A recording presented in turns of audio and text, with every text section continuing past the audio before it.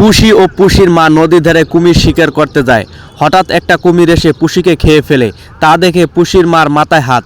ভাইরে ভাই, পুষিকে নিয়ে যখন কুমিরটি পানির গভীরে যায় তখন পুষি কুমিরের পেট থেকে বিষাক্ত ডিম খেয়ে একটা জানোয়ারে পরিণত হয়। এইদিকে পুষির মা পাগলের মতো জাল ফেলে একটার পর একটা কুমির ধরতে শুরু করে এবং সেই কুমিরটি ধরে হত্যা করার পর ওখান থেকে সেই পুষির জানোয়ার বের হয়।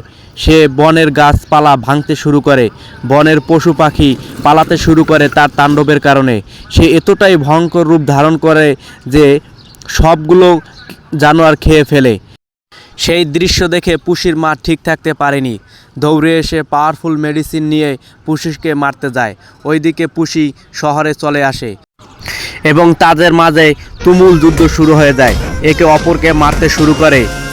একটা পর্যায়ে এসে পুষির জানোয়ারের আত্মা থেকে পুষি বের হয় এবং তাদের জীবন ভালোই কাটতে শুরু করে।